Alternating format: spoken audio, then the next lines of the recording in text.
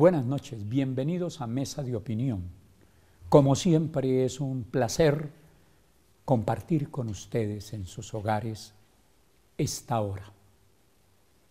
El 10 de diciembre es el Día Internacional de los Derechos Humanos. Y desde ahora, Mesa de Opinión tiene el propósito de tocar siempre que haya posibilidad ese tema, con el propósito de aprovechar la fecha del 10 de diciembre para hacer pedagogía desde ahora, porque es que el tema de los derechos humanos es un tema de todos los días, del diario vivir, donde siempre que esté el ser humano habrá que tener presente los derechos humanos, pero también los deberes. Por eso mi primer invitado para este programa sobre los derechos humanos es un colega mío, un profesor, un abogado que está presto ya mismo a recibir el título de doctor de Sociología Jurídica e Instituciones Públicas. Es Edgar Ortiz. Profesor, bienvenido a Mesa de Opinión. Muchas gracias por la amable invitación. Gracias por este canal que me recibe tan amablemente. Y bueno, aquí estamos listos. Los derechos humanos son los derechos de las personas. Y a veces no tenemos el cuidado, y este no es un tema para abogados, este no es un tema para expertos, no tenemos la precaución de pensar que por donde vamos y en todos los actos humanos están presentes los derechos humanos. Le propongo que empecemos por ahí nuestra charla. Muchas gracias, estimado colega. En verdad, los derechos humanos empiezan con la presencia del individuo, pero el individuo en sociedad. Igual manera, el individuo en sociedad tiene responsabilidades que con el paso del tiempo, históricamente, fue entrando dentro del concepto de Estado. Entonces ya el Estado patrocina, verifica, confirma el respeto por los derechos humanos. Cuando nació las Naciones Unidas, eso fue una gran propuesta de actualización de una idea muy importante que hubo durante la Revolución Francesa, que a su vez recogió las ideas que estaban, digamos, circulando a nivel universal de la protección que deben tener los individuos sobre unos derechos que fueran mínimos. Dentro de las declaraciones de derechos, la que más ha tenido eco, por supuesto, es la Declaración de los Derechos del Hombre y del Ciudadano, y si nos alcanza el tiempo, más adelante hablaremos un poquito de eso. A ver, doctor Edgar, es indudable que los derechos humanos son facultades, los derechos humanos son libertades, los derechos humanos son poderes, poderes de los cuales muchas veces no hacemos uso. Un poquito también de eso. Por supuesto. A ver, yo creo que hay una dialéctica, poder, deber. Estamos obligados como individuos a respetar los derechos humanos, pero también tenemos la obligación de concretar los derechos humanos. Porque si no hay esa reciprocidad, ese proceder termina yéndose en contra de uno mismo, porque los derechos humanos son los derechos de todos, por tanto todos tenemos correlativamente los mismos deberes. Y de ahí podemos pensar en un equilibrio de la sociedad, podemos pensar en una sociedad que sabe para dónde va, cuál es su futuro y sobre todo le da una característica a la sociedad. Esa es la importancia de los derechos humanos, más que acudir en demandas contra los estados es buscar una sociabilidad perfecta, que todos sepamos para dónde vamos. Lo malo es la concepción que se utilizó en nuestro estatuto constitucional, porque para que lo repasemos todos y lo conozcamos todos, la Constitución colombiana le dedica de los artículos 11 al 94 a los derechos y solamente se ocupa de los deberes en el 95, en uno de ellos. Eso al fin y al cabo termina siendo secundario porque es evidente que los derechos, como ya habíamos dicho, conllevan unos respectivos deberes, claro. Pero lo malo es la concepción que utiliza la Carta Política al darle mucha importancia a los derechos como debe ser, pero al descuidar la importancia que se le debe dar a los deberes, ¿no le parece? Es correlativo, no hay nada que hacer. Si no hablamos de unos deberes, ¿cómo podemos hablar de unos derechos? Porque no podemos pensar que la definición venga de un lado hacia acá, pero de acá hacia allá. Es como hablar de anticorrupción cuando la persona es totalmente corrupta en su vida particular. O sea, no puede ni siquiera legitimar su propio discurso.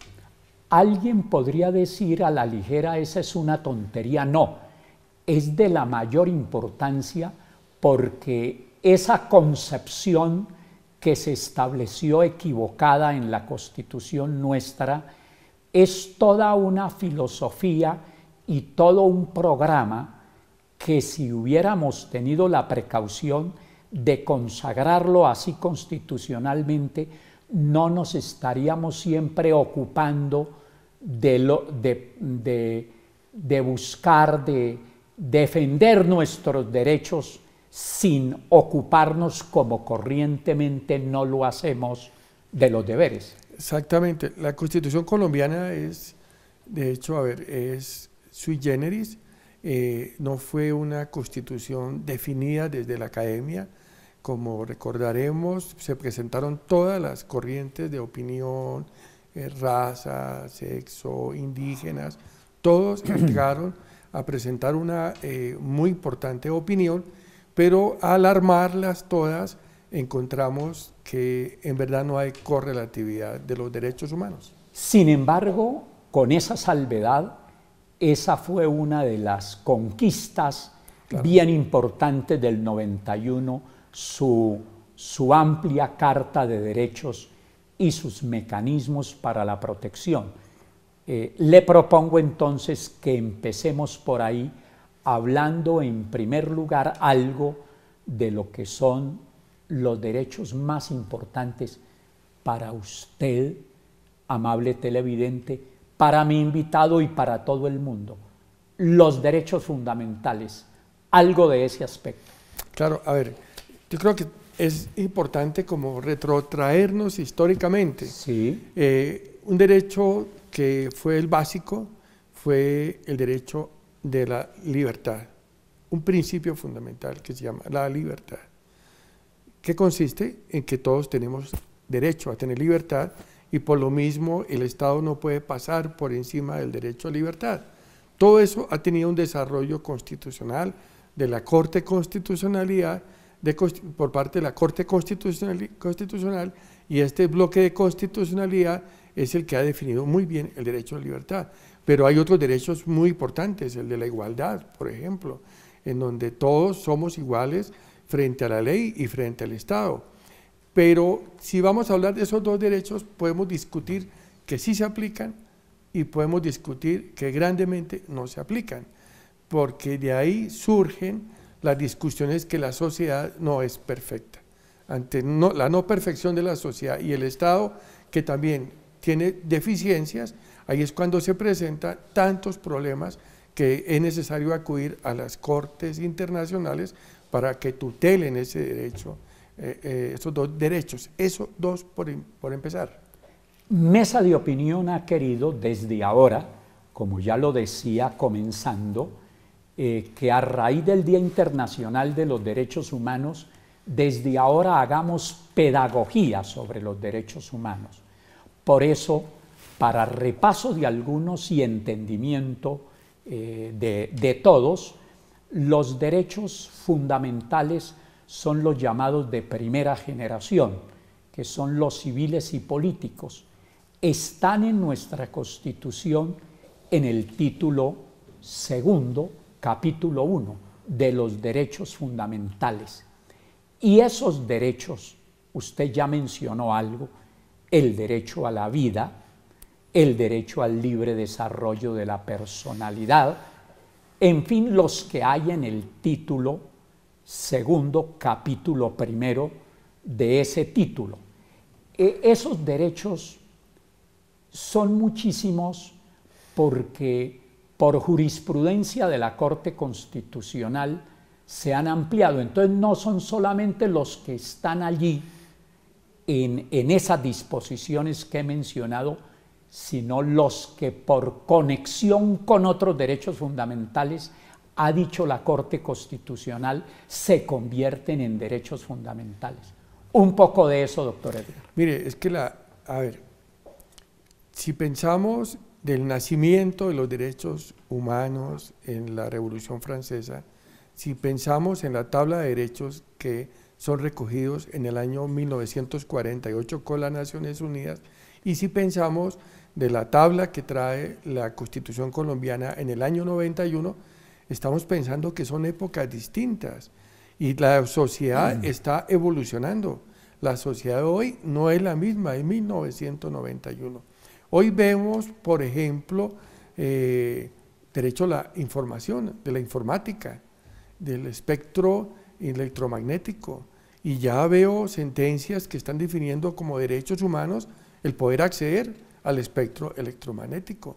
Estamos viendo temas extraños, pero qué bonito que es la evolución de la sociedad y la evolución del derecho, y obviamente del derecho constitucional. El famoso, por ejemplo, estaba viendo una sentencia que habla de los animales sintientes, o sea, que tienen sentimiento y deben respetarse, y se están asomando unos derechos humanos para los animales, lo cual dice uno, pues mire cómo vamos hacia adelante. Muy bien.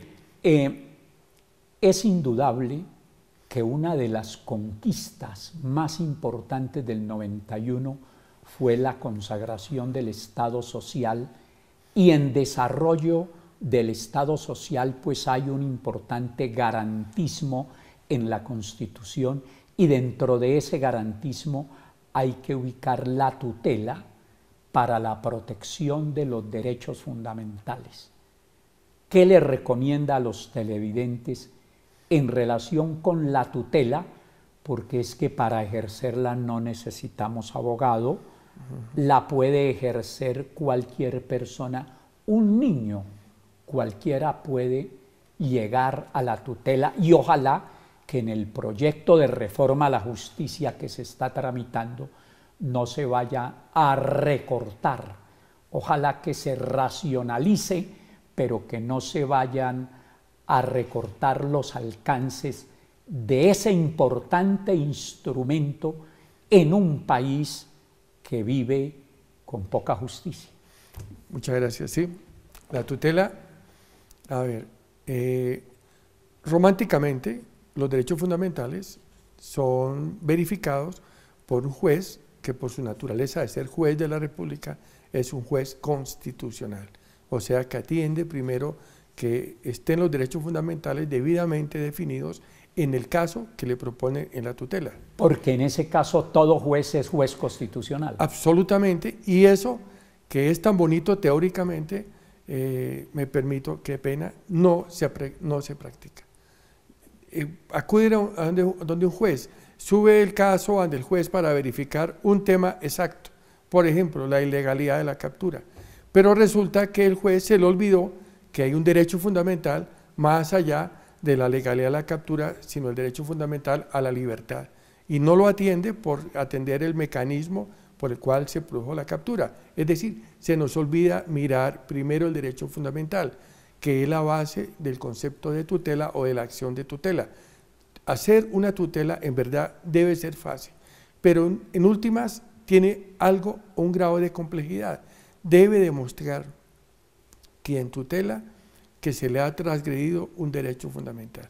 Si va a presentar una tutela diciendo que fue allí, fue allá y fue allá atentamente, pues el juez constitucional no va a poder dilucidar de qué se trata el caso, y como son cientos de tutelas que se presentan a diario en los estrados judiciales, definitivamente no se va a practicar. No se nos olvide, tenemos muchos poderes de los cuales generalmente no hacemos uso. Uno de esos poderes son los derechos que tenemos y muchas veces no percibimos cuáles son los derechos que tenemos porque son múltiples. Ya regresamos, una pausa en Mesa de Opinión.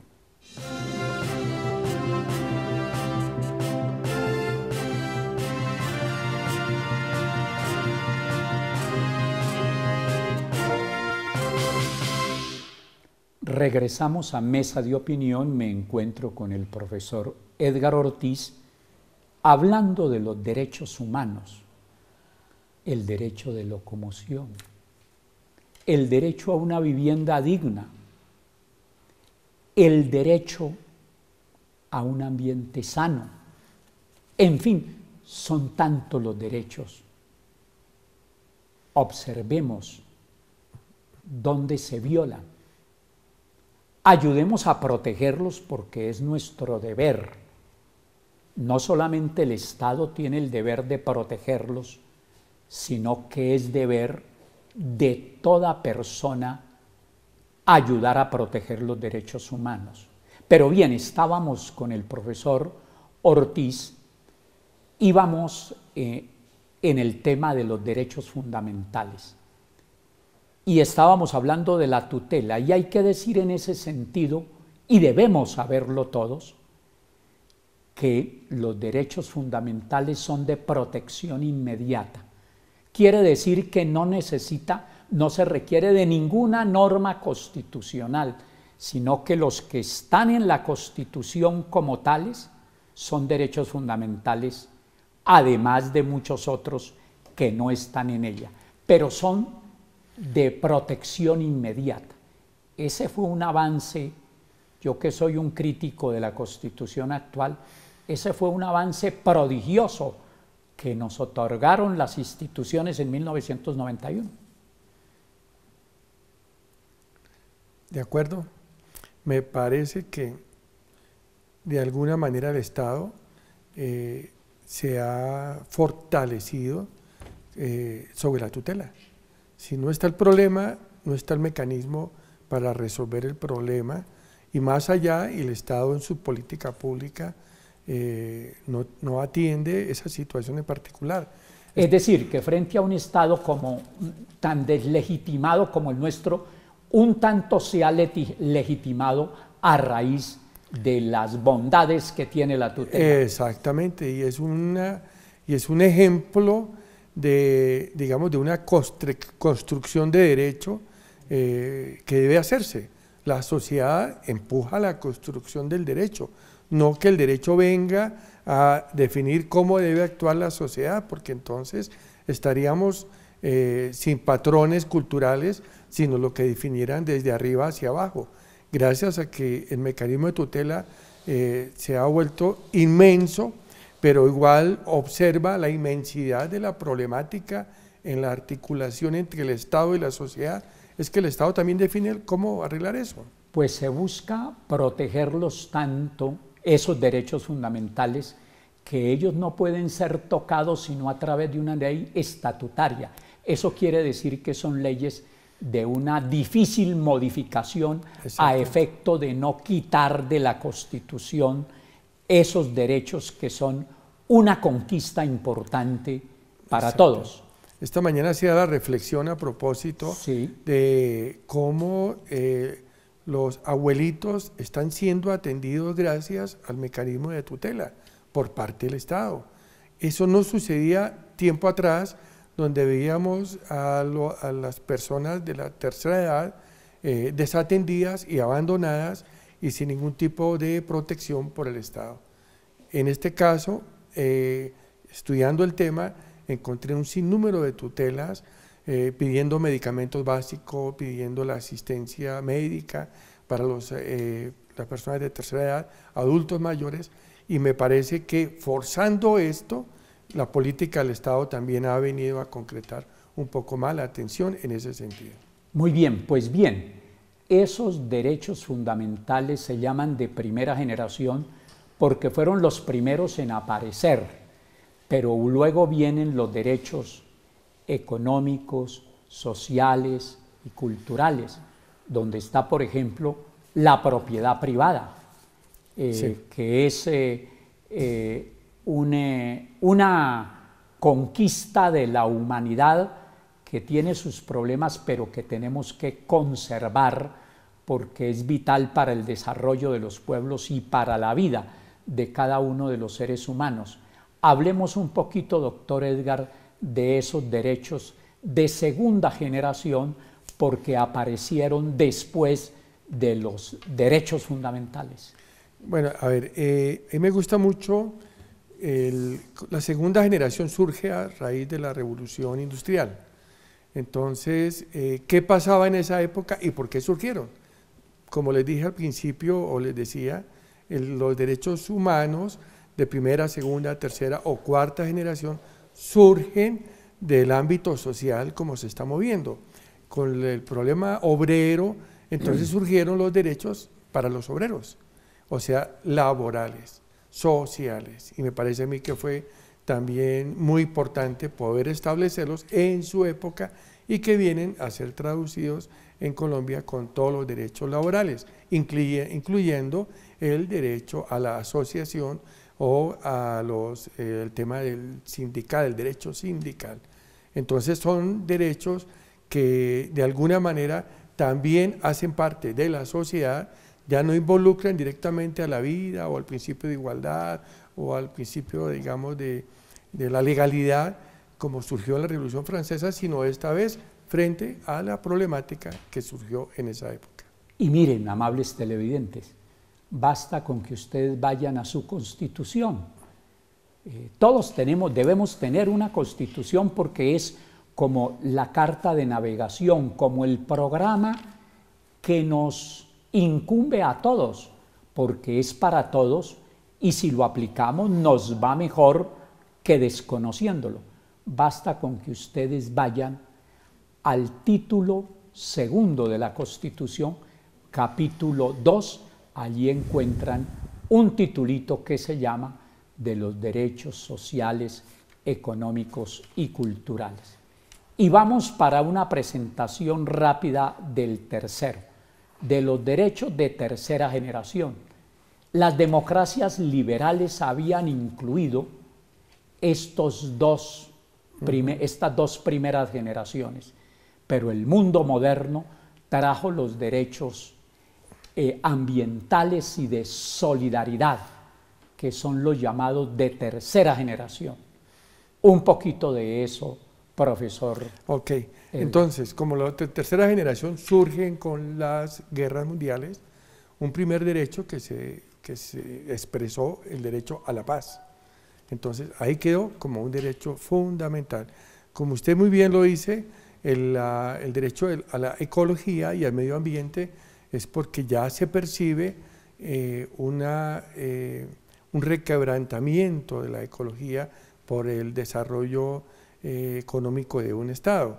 Entonces ya los derechos fundamentales dicen no se puede llegar a, digamos, talar árboles indiscriminadamente para tener, digamos, una mejor producción económica y que en últimos afecta el sistema del medio ambiente y por lo mismo el equilibrio, etcétera, etcétera.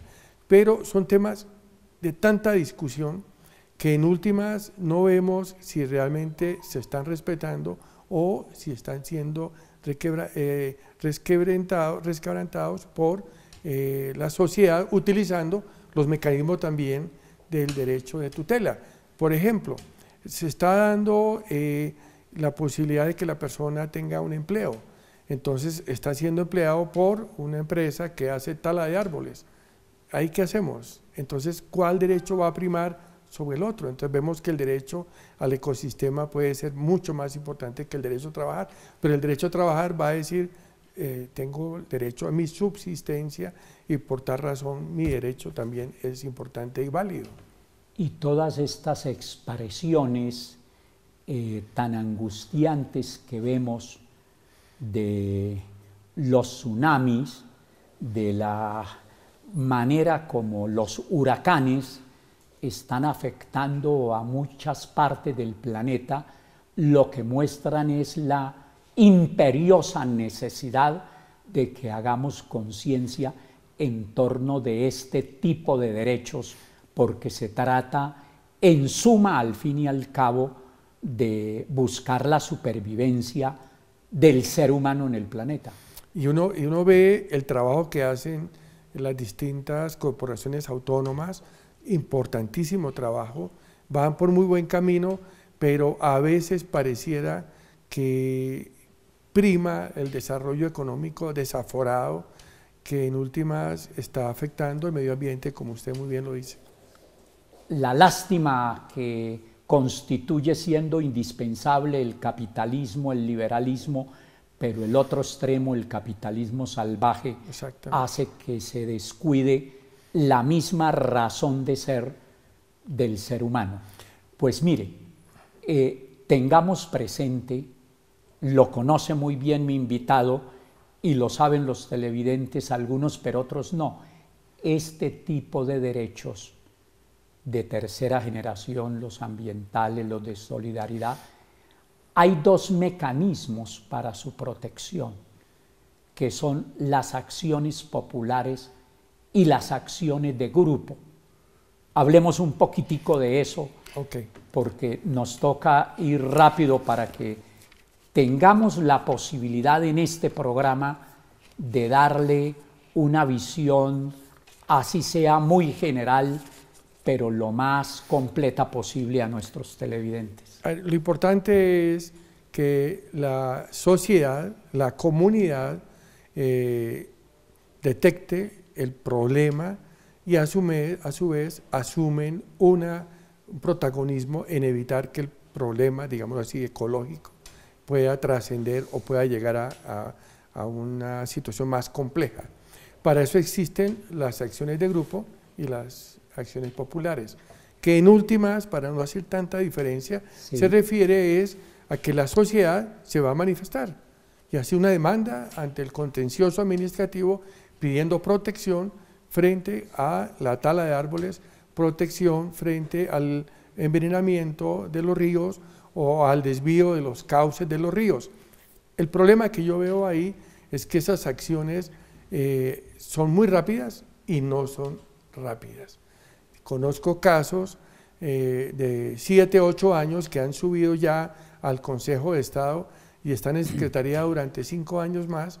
Mientras tanto el río ya se desvió, ya se secó, la quebrada ya no existe y cuando vaya a surgir la decisión del Consejo de Estado, como dicen por ahí, ¿ya para qué? Exactamente. Lo cual indica que justicia lenta pues sencillamente no es justicia. Y en esos temas que son tan sensibles, por favor, es cuando más debida atención debe tener las altas cortes. Pero igual el fenómeno es tan realmente complejo y casi en todas partes hay dificultades que todos estamos acudiendo al Consejo de Estado a tiempo en ese tipo de acciones y en últimas se atiborra las salas que corresponden y tampoco les pueden ellos decidir a tiempo. Y entonces si nos volvemos más solidarios, si pensamos más en el bien común, si nos alejamos un tanto del individualismo, ojalá totalmente, podremos fácilmente interponer acciones de estas en provecho y en defensa de los intereses comunes. Otra pausa, ya regresamos a Mesa de Opinión.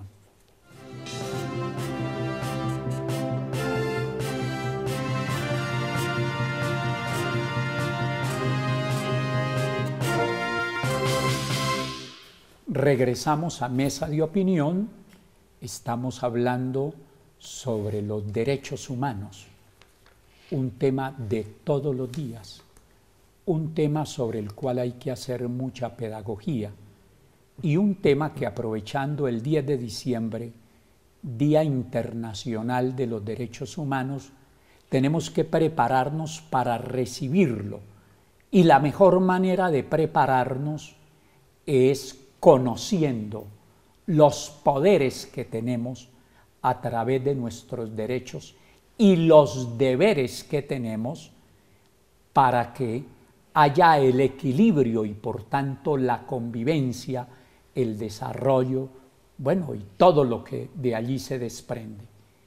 Habríamos, profesor Edgar, hablado de 3 generaciones de derechos: los fundamentales, los económicos, sociales y culturales, los ambientales y de solidaridad. Pero aparecerán otras generaciones. Hablemos de eso. A ver, como hemos explicado, la idea de los derechos fundamentales surgen de la misma sociedad, no del Estado mismo ni de las instancias internacionales.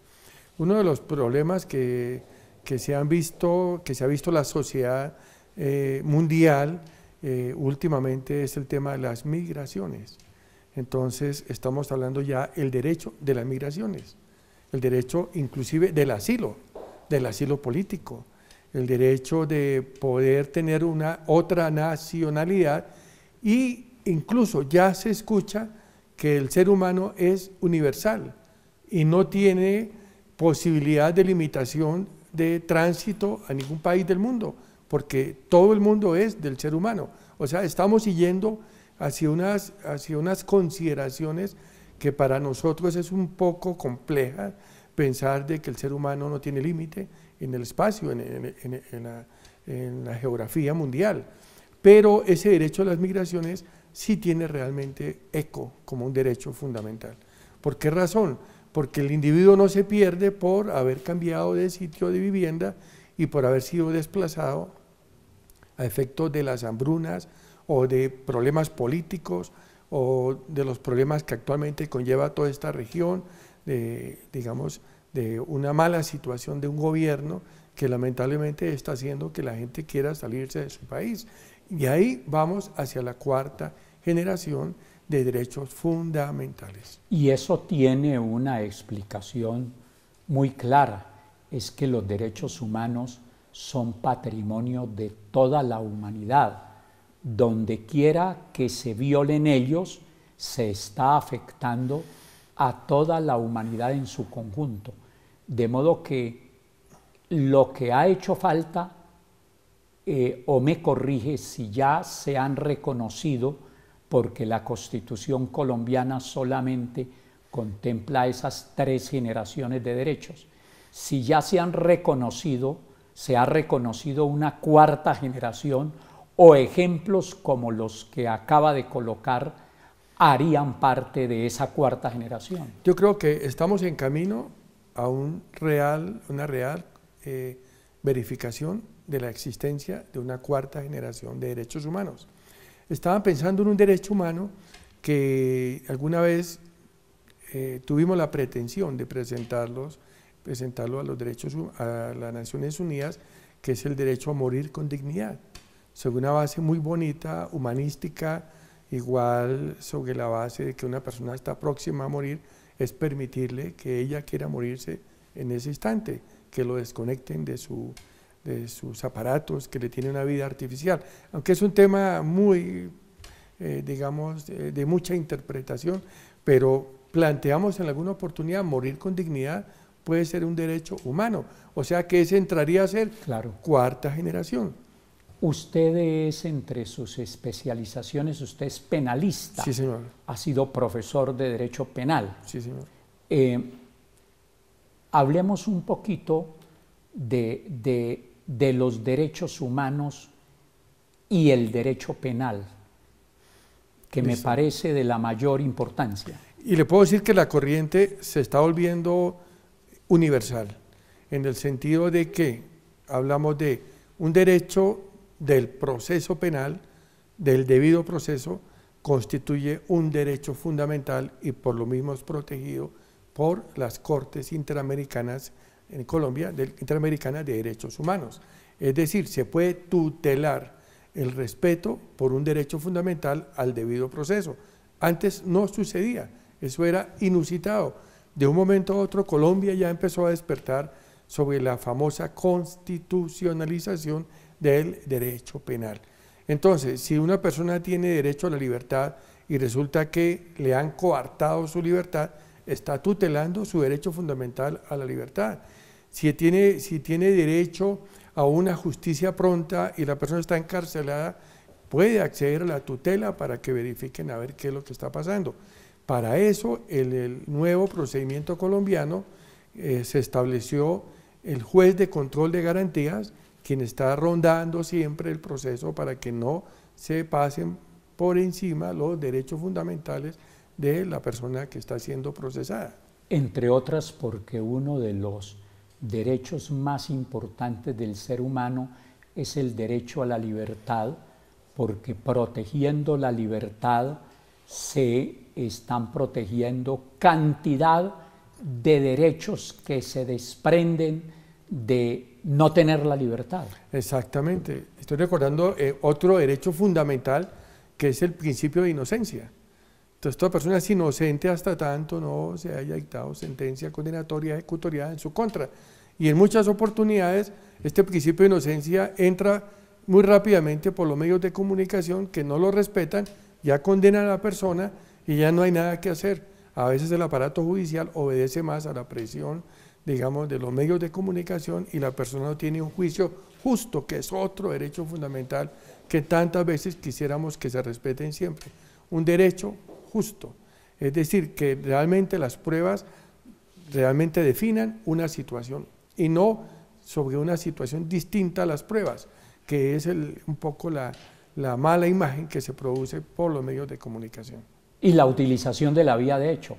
Claro, es que lamentablemente, y lo que menos tienen en cuenta es al individuo que está siendo objeto de un proceso penal. Me parece el extremo, lo peor que puede suceder. ¿Cómo hacer para que en Colombia se presuma la buena fe, porque es lo que consagran las instituciones, pero aquí lo que se presume es la mala fe? ¿Cómo dar ese vuelco tan indispensable y tan importante en esta sociedad? No, y lamentablemente el presumir la mala fe está haciendo que hayan demandas contra el Estado, es decir, contra la Fiscalía y contra el Poder Judicial, contra la rama judicial, por ejemplo, la privación de libertad hechas de manera ilegal. Cuando pasa un tiempo se revoca la medida de aseguramiento porque era totalmente inconsecuente y se da la libertad y obviamente ahí está la posibilidad de demandar al Estado y se gana esa demanda, lamentablemente.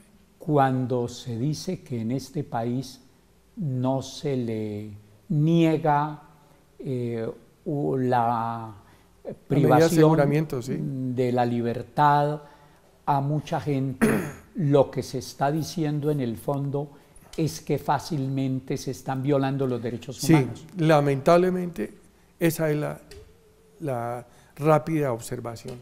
Al violar un derecho de la libertad sobre una medida de aseguramiento totalmente fuera de contexto, es decir, sin evidencias acerca de la autoría ni del delito, pues francamente está uno diciendo esto es pasar por encima del individuo, lo cual lamentablemente eso ocurre con mucha frecuencia en Colombia.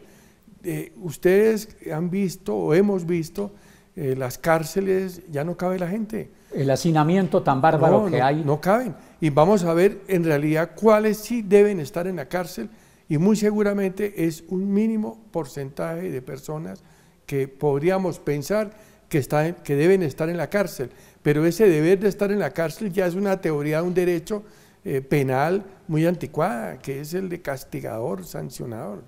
Miren ustedes, y apenas hemos dado una visión de las tantas que se pueden dar en torno de que los derechos humanos están presentes en todas partes, pero también sobre todo en Colombia, están desconocidos en muchas partes. Última pausa, ya regresamos a Mesa de Opinión.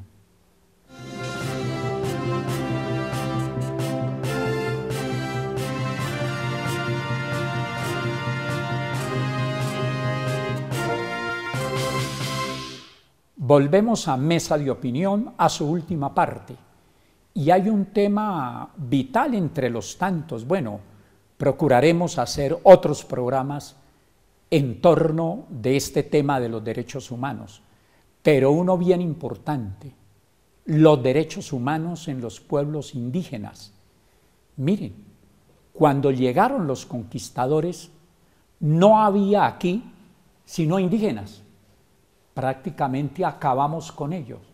Lo que nos queda lo hemos medianamente mantenido. Por esas y muchas otras razones, profesor Torres, ¿qué tenemos que decir esencialmente, digo profesor Ortiz, sobre los derechos humanos en los pueblos indígenas? A ver, en primer lugar, pues los derechos humanos en su totalidad se le aplica a los pueblos indígenas, pero en particular, por su consideración de indígenas,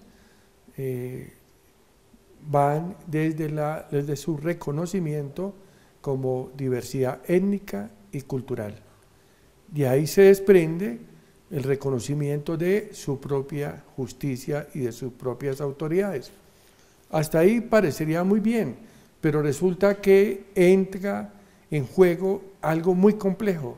Es que podríamos pensar que los derechos humanos que estamos hablando son occidentales, pertenecen a nuestra cultura occidental, pero los derechos humanos no corresponden necesariamente a la cultura indígena. Ellos tienen su propio ser, su propio pensamiento, como lo dicen ellos y muy apropiadamente con su propia cosmogonía. Una explicación, si hablan de que se reconoce su propia autoridad y su propia justicia, vemos que en últimas no se reconoce ese derecho tan importante que forma parte de su identidad cultural. Por ejemplo, las decisiones de la Corte Constitucional, que son muy bien logradas y con el mejor direccionamiento posible, fallan comúnmente en pensar occidentalizar el derecho indígena. Al decir, por ejemplo, el debido proceso, ¿cuál es? Se discutió una vez el tema del derecho a la defensa de un indígena que estaba siendo juzgado en su propia comunidad, lo cual me pareció una discusión muy extraña, porque el derecho a la defensa es un derecho muy occidental, cuando estamos hablando del sistema adversarial y una cantidad de cosas, mientras que el pueblo indígena tiene su propia forma de hacer derecho. Por ejemplo, he visto sentencias que hablan de la necesidad de que las decisiones de los indígenas sean previsibles, es decir, que lo que decidió hoy muy seguramente va a ser igual mañana, pero a nivel cultural interno, el pueblo indígena o consejo de ancianos o el colectivo que hace la sentencia va a decir, hoy vamos a aplicar esto y mañana sobre el mismo caso vamos a aplicarlo distinto, más grave para que no se vuelva a realizar o menos grave. Pero todo eso bajo el marco de que no se desconozca el derecho general, el de todo el Estado, es decir, ellos tienen sus particularidades, sus maneras de actuar y sus maneras de hacer justicia, siempre que no se separen del orden jurídico al cual pertenecen, el general, el colombiano. Ahí está la discusión. El derecho general es para el Estado y el derecho particular de los indígenas es para los propios pueblos indígenas. Derivado de su derecho particular es que se encuentra que exista cohesión en su pueblo indígena. Porque, como decía la frase anterior, occidentalizar el derecho indígena viene a ser muy complejo y eso me permite señalar que ahí se transgreden derechos fundamentales a los pueblos indígenas. Pero entonces, ¿qué tipo de conductas podrían estar separadas de, por ejemplo, el ordenamiento penal colombiano? No, cuando se actúa en su propia comunidad sobre un derecho inherente a su propia comunidad también, y que tenga que ver obviamente sobre la posibilidad de juzgamiento interno. Ahí se puede juzgar a su propio individuo. Sin embargo, hay individuos que tutelan el fallo de su propio consejo de ancianos o el colectivo que les hace el juzgamiento. Entonces, ante esa tutela que la hacen ante el juez municipal, penal municipal o civil municipal, no sé, ante el juez que es occidental, el juez occidental opina desde el marco legal colombiano cómo deben hacer ellos sus decisiones. Terminando, en su concepto, ¿cómo hacer para que ojalá todos los colombianos interioricemos la importancia que tienen los derechos humanos, cuáles son, los dimensionemos y entendamos que así como tenemos unos derechos que tenemos que defender, debemos cumplir con unos deberes? Mire, lo importante es la educación. Desde el niño, hacerle entender o educarlo por los padres de familia. Primero el eje son los padres de familia, el respeto por el otro, el respeto por sus ideas, el respeto por los animales, el respeto por su círculo. Y ese círculo, él entendiendo eso, se va alargando, se va agrandando en la medida que va creciendo, y en esa parte ya tenemos un niño, un joven, que entiende lo que es bueno, lo que es malo, y ya sabe cuáles son los derechos humanos. Hacer una tabla para que la peguemos en la cocina cuando el niño vaya a desayunar es imposible, sería adoctrinar a un niño sobre un concepto normativo. Para mí los derechos humanos es un concepto más social, que todos vayamos a entender qué es lo que estamos viviendo. De ahí ese niño va a saber cómo hacer respetar los derechos humanos en su oportunidad. Por el momento está la tutela. Estamos atacando que la tutela no, que sí, que ha sido la base para ser abusivo por el Estado, por la sociedad, y en última no sabemos en 20 años qué va a significar la tutela, pero si tenemos una base social bien educada, ahí vamos ya sobre el tema de los derechos humanos. Profesor Edgar Ortiz, muchas gracias por haber venido a Mesa de Opinión. Oh, gracias a ustedes, muy amables por estar acá. A ustedes, como siempre, muchas gracias por permitirnos compartir con ustedes esta hora. No se les olvide, hay que hacer conciencia, hacer pedagogía en torno de los derechos humanos. Como decía el profesor Ortiz, de la educación parte todo. Hay que educar desde los primeros años a los niños en torno de una eficiente pedagogía para la defensa y protección de los derechos humanos.